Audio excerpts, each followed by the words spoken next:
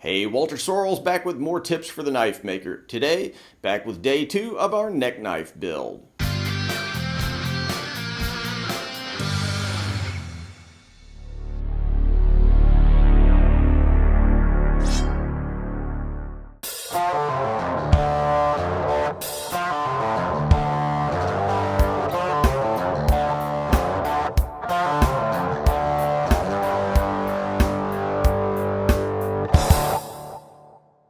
Alright, back with day 2 of our super low-tech knife build. If you didn't catch part 1, there's a link in the cards, but the basic idea is just to do something that requires a minimal amount of tools and a maximum amount of sweat. Alright, let's get back to work.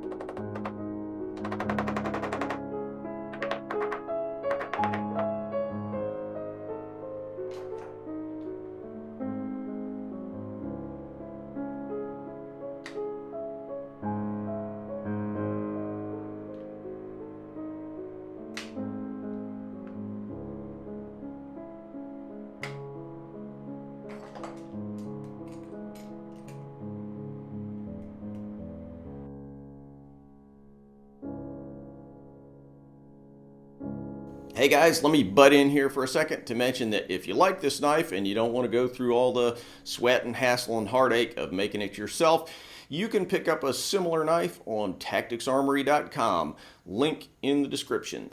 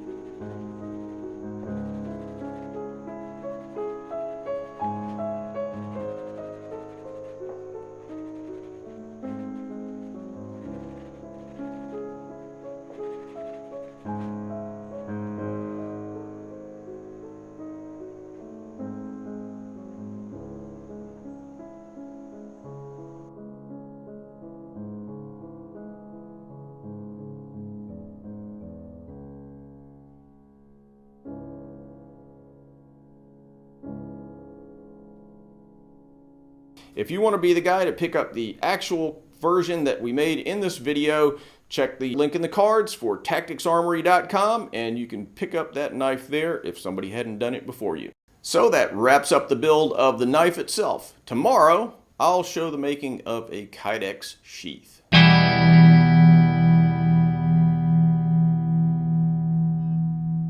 Thanks for watching, guys. If you feel like you got something out of this video, don't forget to subscribe. Also, click on the link to Patreon for a great way to give back to the channel. Plus, check me out on Instagram, Facebook, Twitter. Links in the description.